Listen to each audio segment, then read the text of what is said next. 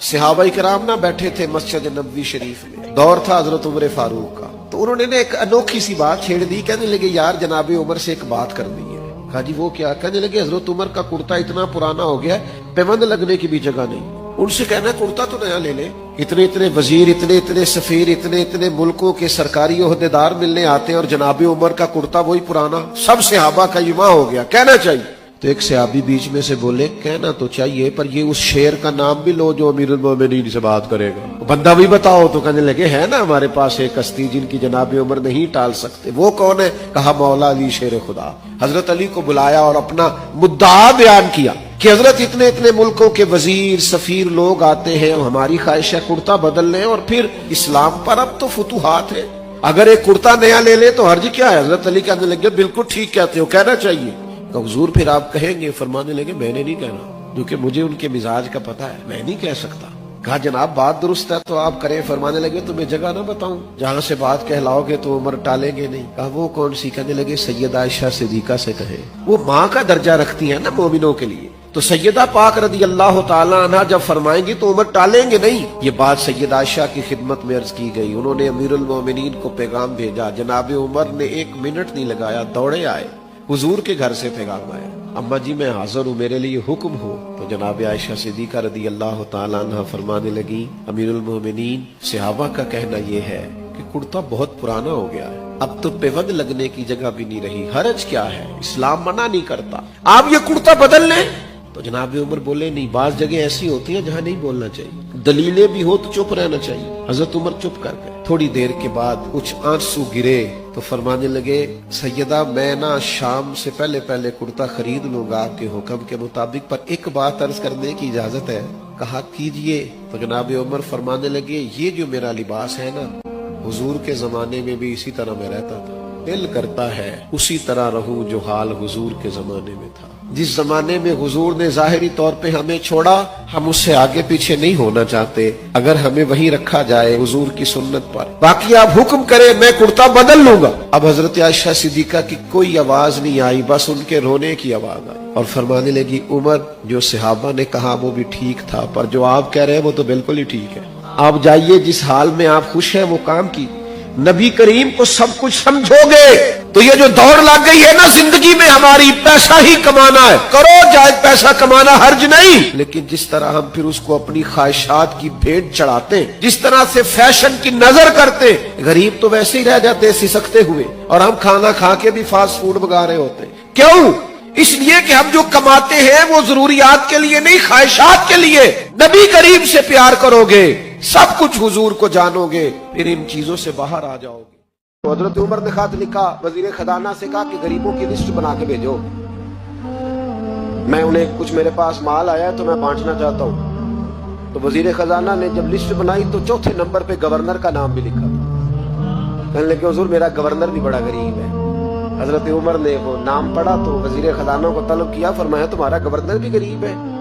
کہا حضور چوتھے دن کے بعد ایک روٹی کا ٹکڑا کھاتے کل دیکھا ہے، اور حضور ان کے وجود پر جو کپڑے ہیں اب جگہ نہیں بچی پیوند لگنے کی۔ گورنر صاحب کا جناب کوئی شے نہیں گورنر کے پاس۔ حضرت عمر فاروق نے نا 1000 دینار دیا اور خط لکھا کہ یار تو نے مجھے بتایا ہی نہیں، کسی نے بتایا کہ کپڑا لینے کے پیسے نہیں تو میں پیسے بھیج رہا ہوں، اپنی ضرورت پہ استعمال کر۔ وہ غلام پیسے لے کے آیا، دروازے پہ دستک ہوئی تو حضرت سعید بن عامر کی زوجہ کہنے لگی کون ہے؟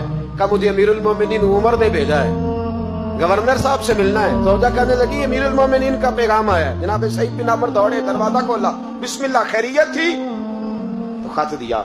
حضرت عمر نے خط لکھا ہے کہ آپ کے پاس تو کپڑوں کے پیسے نہیں تھے، بتایا ہی نہیں۔ پھر 1000 دینار دیا تو حضرت سعید بن عامر کہنے لگے انا للہ و انا الیہ راجعون۔ زوجہ کہنے لگی خیر تو ہے، امیر المومنین خیریت سے تو ہے، انا للہ پڑھ رہے ہو؟ فرمانے لگے اس سے بھی بڑی مصیبت آئی ہے، میرا راز میرے رب کے ساتھ تھا، میرا راز کھل گیا۔ کون ہے جس نے میرا راز کھولا ہے کہ میں غریب ہوں؟ کون ہے؟ اور فرمانے لگے دیکھو جب سے حضور کا کلمہ پڑھا میں نے دنیا کو قریب پھٹکنے نہیں دیا، دولت کو دل میں جگہ لینے نہیں دی۔ عمر نے کیا سمجھا ہے؟ 1000 دینار مجھے بھیج دیا، عمر شاید سمجھنے لگے ہیں کہ میں دنیا کی طرف توجہ کروں گا۔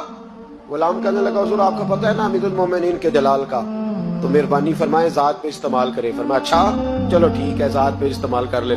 دروازے پہ کھڑے ہو کے آواز لگائی, غریب سارے آ جاؤ, غریب سارے آؤ, غریبوں آؤ. سب غریب آ گئے.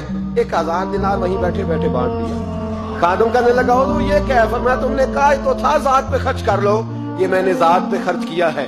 جب صبح قیامت میں جاؤں گا تو یہ پیسے میری ذات کے کام آ جائیں, یہ میری ذات کے کام آئیں گے, ذات پر ہی تو خرچ کیا ہے. وہ غلام کہتا ہے میں واپس آیا, حضرت عمر سے آ کے کہا کہ سعید تو بڑا اعلیٰ ہے. حضرت عمر کہنے لگے صرف سعید نہیں, جس نے بھی مصطفیٰ کا کلمہ پڑھا ہے. کہا حضور نہیں میں نے تو انہیں دیکھا ہے. کہنے لگے چل 2-4 اور بھی دیکھ لے. 400 دینار دیے. کہنے لگے جا ابو عبادہ بن جراح کو تحفہ دیا. کہتے ہیں میں حضرت ابو عبادہ بن جراح کے گھر گیا. میں نے کہا حضور یہ امیر المومنین نے آپ کو ذات کے لیے بھیجے. فرمانے لگے اللہ عمر پہ رحم کھائے, اسے مجھ سے زیادہ ضرورت مند کوئی نہیں ملا تھا, مجھے ہی بھیج دیے. چلو بھیج دیے تو کوئی بات نہیں, سخت آدمی ہے, انکار کروں گا تو ناراض نہ ہو جائے. کہتے ہیں اسی وقت اپنی کنیز کو بلایا. کہنے لگے جا 6 اسے دے آ, 5 اسے دے آ, 10 اسے دے آ. کہتے ہیں بیٹھے بیٹھے 400 بانٹ دیا. میں واپس آیا تو حضرت سیدنا عمر نے 400 اور دیا. فرمایا جا معاذ بن جبل کو دے آ. کہتے ہیں میں حضرت معاذ بن جبل کے پاس گیا. میں نے کہا امیر المومنین نے آپ کے لیے بھیجے ہیں. فرمانے لگے بڑا اچھا ہوتا اگر عمر میرے ایمان کا گواہ بن جاتا, بڑا اچھا ہوتا اگر مسجد میں بیٹھ کے میرے لیے دعا کر دیتا. یہ اس نے کیا کیا, پیسے بھیج دیے. ہمارے رسول نے تو یہ چیزیں ہمارے قریب آنے نہیں دی. فرمایا اچھا آئے ہیں تو لاؤ. دروازے پہ بیٹھے بانٹنے لگے. سارے بٹ گئے تو بیوی نے اندر سے آواز دی. کہنے لگی حضور 2 دینار اگر دے دے تو میں آپ کے لیے اپنے لیے ایک کرتا لے آؤں. 2 دینار. تو فرمانے لگے او بھلی مانس تو نے دیر کر دی, اب تو سارے بانٹ دیے, ذرا پہلے بتاتی تو دے دیتا. تو وہ غلام کہتے ہیں میں باہر کھڑا سن رہا تھا. بی بی کہنے لگی آپ کی مہربانی مجھے بہلائے نا, میں پہلے بھی کہتی تو آپ نے پھر بھی نہیں دینے تھے. مجھے پتا ہے مجھے بہلائے نا, آپ پہلے بھی کہتی تو آپ مجھے اور رنگ میں بہلا دیتے. وہ شخص کہتا ہے میں وہاں سے چلا حضرت عمر کے پاس آیا. کہنے لگے یہ کسی اور کو. میں نے ہاتھ باندھے. میں نے کہا حضور میں نے آزما لیا ہے, جس نے بھی میرے رسول کا کلمہ پڑھا ہے دل سے بھی پڑھا ہے روح سے بھی پڑھا ہے, میں نے آزما لیا ہے, مجھے کسی آزمائش کی مزید ضرورت. اپنی سوچوں پہ دین کو بٹھائیں.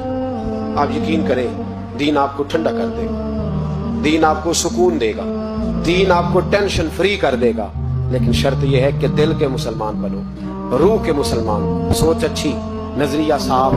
عاجزی والا بندہ آسان رہتا ہے, تکبر والا پریشان رہتا ہے. جس کے سینے میں بغض ہوتا ہے اس کا کوئی دوست نہیں ہوتا. جو لوگوں سے حسد کرتا ہے اللہ کبھی اسے غنی اور مالدار نہیں کرتا, وہ حسد میں ہی زندگی گزارتا ہے. جو دوسروں کے بارے میں برا سوچتا ہے اس کو کبھی دعائیں نہیں ملتی. دل اور نظر کے مسلمان بنو, اچھی سوچ, اچھا نظریہ, اچھی فکر, اچھا زاویہ نگاہ. بولو